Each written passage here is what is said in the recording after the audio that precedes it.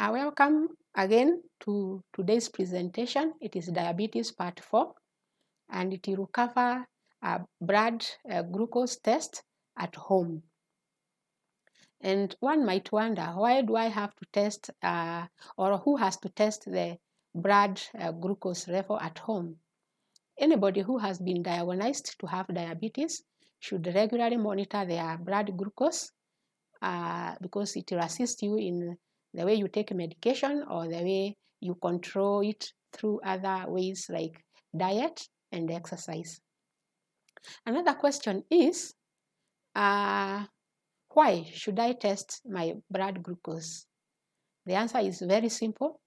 Once you are diagnosed with diabetes type 1 or type 2, it's a lifelong disease, and you need to keep on monitoring, and therefore you can't go to the hospital every time you want to know your blood sugar. So you will have to do some home tests.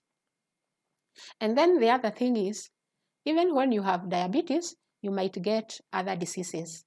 And sometimes when you are sick, you are not able to tell whether you are suffering from the diabetes or it's the blood sugar that is high in your body, or it is another disease. But when you test, you can be able to eliminate diabetes, especially if the reading is within the expected range, and then now you can know you are dealing with another disease. Another question that somebody might ask is, how often should I test for diabetes? Once you are diagnosed with diabetes, or you are newly diagnosed, you need to test your blood sugar very often, actually after every meal and on waking up, so that you can be able to tell which foods are giving you too much sugar, so that you can be able to omit these foods in your diet, or you can be able to limit their uptake. So the regularity depends on how new you are. With the time, you will be able to change the frequency. So how exactly do you do the testing? It's very simple. Just relax. It's a simple thing.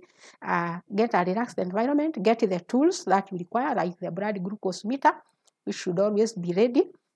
You also need the test stripe that will be able to correct blood and communicate it to the meter so that you can get a reading. You need a lancing device, the one that will hold the needle or the lancet that will be able to pierce your skin to get a drop of blood. The lancet should be sterile. It should be new, and it should, if it's not new, should be disinfected. You need a disinfectant so that you can sterilize the pierced wood so that you don't get infected. And you also need a swab to assist you in swabbing that area. And you also need absorbent material or disposable material that you can be able to wrap the waste you get from the testing, and also a waste disposal bin or a container where you can throw away the waste that you have generated. Then you need to record in a diary or in another good sheet so that you keep on monitoring. It can assist you to monitor. So all you need is, once you are relaxed, to clean your hands. You can use a damp piece of cloth so that your hands are clean, so that you don't infect yourself from the skin to your pierced part of the body, or the finger that you will pierce. So you can use the swab, as I have said, and then you can get the materials from their pouch.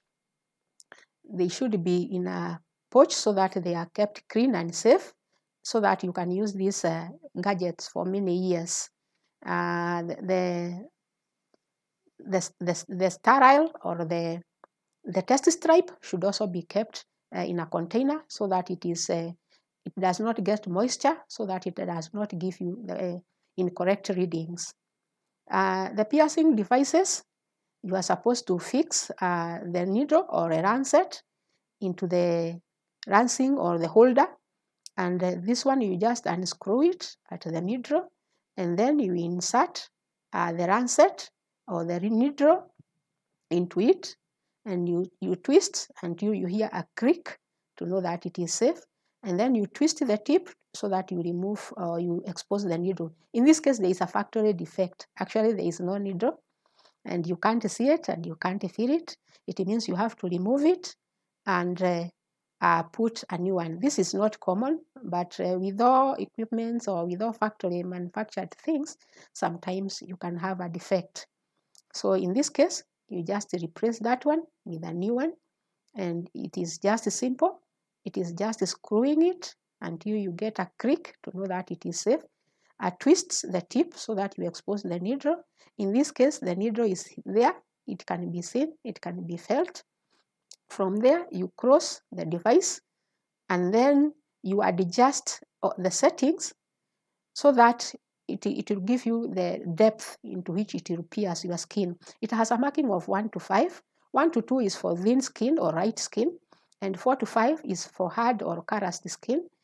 So that one, with time, you will be able to know how much you should set. But in most cases, if you are not sure, you can set it at 3. Then put the test stripe into the glucose meter until you see a number, which is the code of that test stripe, and then you can know that the test meter is now ready. Now press the tip of your finger to the machine and press, and it will pierce, and you'll get a small amount of blood, a very small drop of blood, which you will be able to touch with the tip of the test stripe, and it will spread to the reading part, and the meter will start reading starting from 9 to 1, and once it reaches the end, it will give you a reading. In this case, it is 5 or 5.0. Then disinfect the pierced part with a piece of cotton wool. Use some disinfectant. Surgical spirit is one of the best because it kills a wide range of microorganisms that can infect the wood.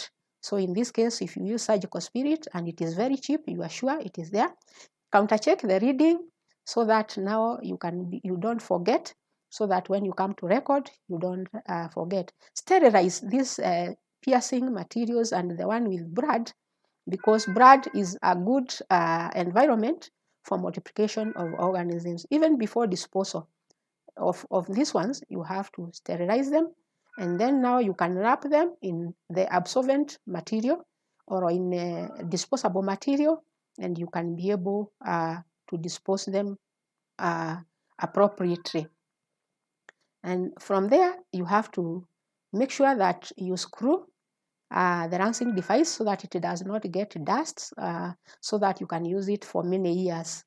And then remember now to record, because if you keep on checking the records, you'll be able to monitor and evaluate to see how well you are controlling your blood glucose level.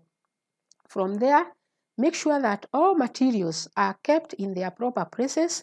And if you do this, you will be able to use these gadgets for as many as 10 years or more without requiring any repairs or any other management, except for the test stripes, which you have to purchase regularly because they expire, and the expiry date is on the case. And then you put them mostly in a container that is waterproof, so that they don't get wet or get moisture, which can interfere with the results. So this test is very simple, and it is as simple as that, and you should be able to get results. 4.6 is after waking up. Normal is 3.9 to 5. In this case, the reading is 6.9. This is 2 hours after breakfast. Normal is 7 to 8.